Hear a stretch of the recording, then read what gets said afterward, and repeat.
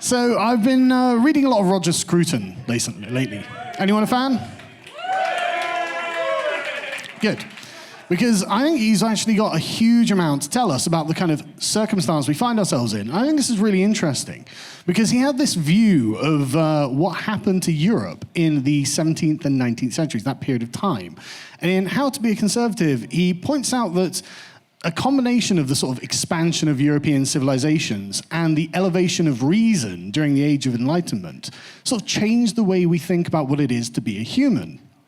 The Europeans noticed that there were distinct commonalities shared by all of mankind, and these commonalities, they hoped, could be understood and developed into a kind of systematic understanding of human nature that would eventually create a brotherhood of mankind. And as John Locke observed, abstraction is subtraction. So to identify what this universal man might look like, those essential qualities have to be identified and separated from the rest. Any particular qualities that a person or people might possess therefore have to be discarded because they're not universal. They are, after all, superfluous to what it is to be a human. They are the inherited detritus of tradition, cultural baggage that hinders progress towards this presupposed better future. And so the Enlightenment abstracts all of those essential, necessary components of what it is to be a human and subtracts all of the non-essential components of what being a human actually means. This universal man, therefore, is not a terribly interesting or aesthetically satisfying beast.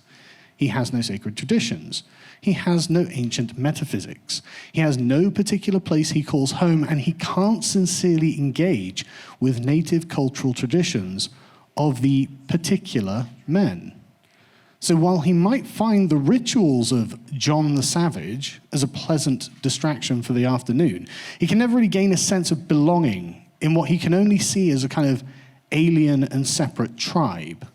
This is just one tribe among many. Its truths are no more valid than any other tribe's truths. And so for a short spell, he might indulge in whatever local rituals its members have preserved, but it will never feel like home to him because it's not his home. He might eat barbecue ribs in Texas. He might harvest coconuts in Papua New Guinea. He might have cream tea in Devon. He might have haggis in Scotland. But these are all... He might even have Buckfast in London.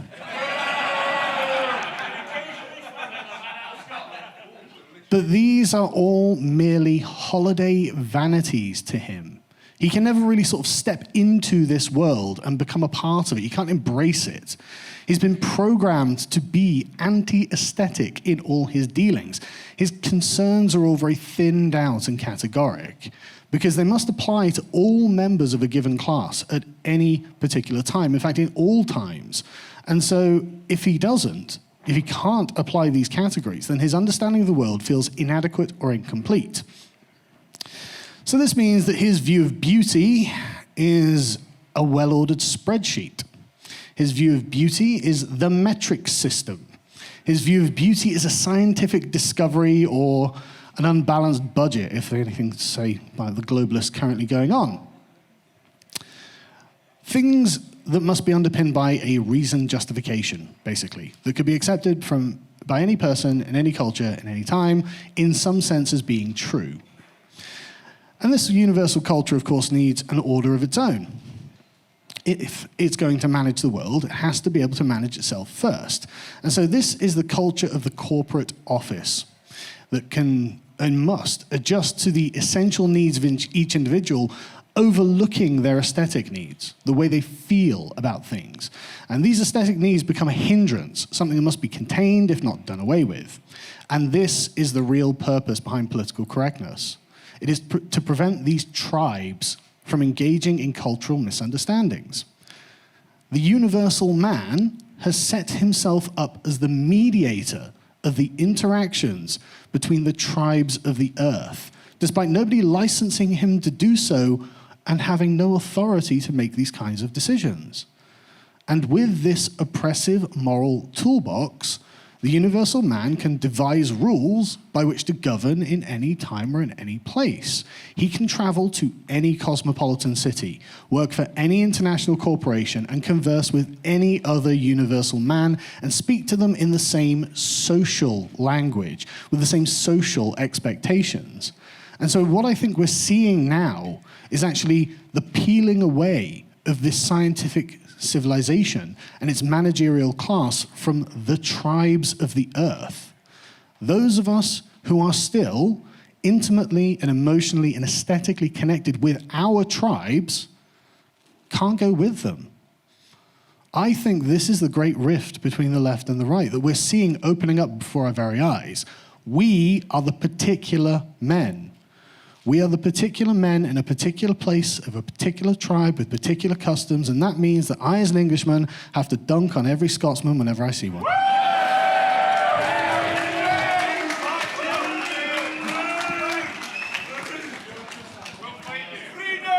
And I know exactly what the response is.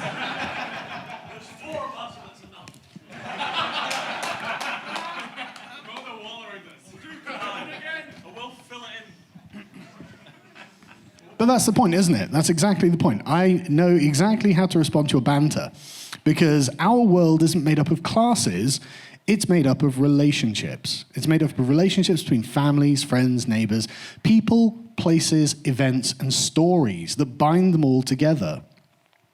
And we also consider ourselves to be part of a continuum of civilization.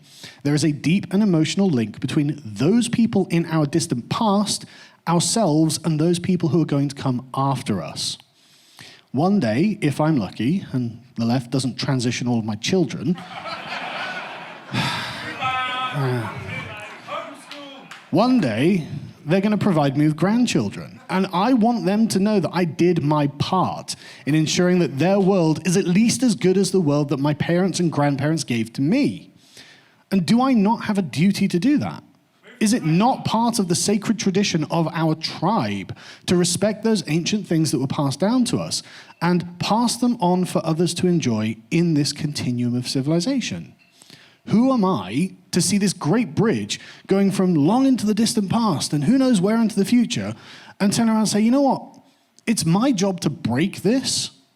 Like, were I a universal man, I wouldn't even be able to ask such a question. I wouldn't understand why it was being asked. But I'm not, and so this concerns me.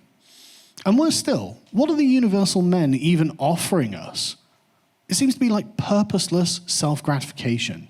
They've got a multitude of justifications why we should behave as perpetually irresponsible adolescents, forever shrugging off any burden of duty to the future and burning up the inheritance of untold generations past and untold generations going into the future. This is a deeply selfish view of what it means to be free.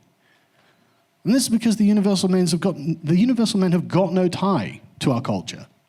They don't think that we do either. They think nothing of having our country treated as a global way station for all of the peoples of the earth. But unlike the universal men, we can't live anywhere and amongst anyone, and we don't have anywhere else to go. We are not global citizens of some presupposed republic of reason. If we don't like what is happening in our countries, we can't just simply move away.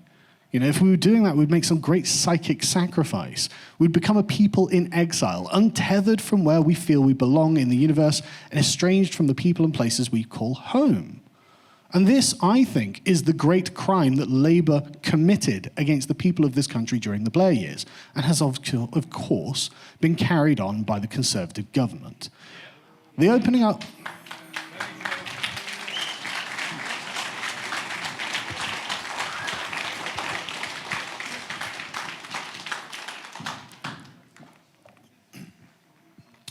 The opening up of this country to millions upon millions of people who did not come here to integrate was an act of cultural sabotage. It condemns us to the slow death of 1,000 cuts, and many of us are now feeling these wounds. Imitation, it is true that imitation is the sincerest form of flattery, and there is nothing more flattering than when a foreigner asks to join your tribe. Every tribe on earth is open and welcoming to such people. And I can see there are many of them in the audience here. Like, this is why you guys are here, right? You're not here because you think somewhere else is better. You're here because you like where we are now and you want to be a part. I can see all your heads nodding. I can see it, right? I know this is true. But that's simply not what's happening in great swathes of this country.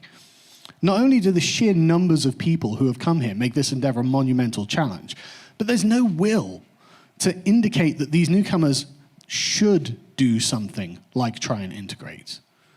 And it's not to say that there's anything wrong with these people either. Like, there's nothing wrong with them. Speak to them, they're all nice, normal people. But they're from somewhere else. And we aren't.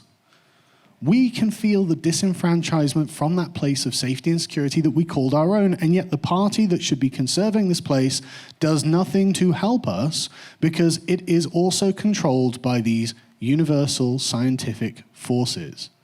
It is not fair that the universal men are allowed to disrespect our countries without at the very least acknowledging the existence of the native tribes that already inhabit these lands. This is a grace that is extended to native cultures of other lands that the ancestors of the universal men colonized.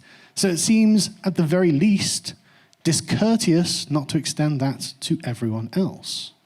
Now, just to be clear, this is not a call to action. It is a plea for consideration.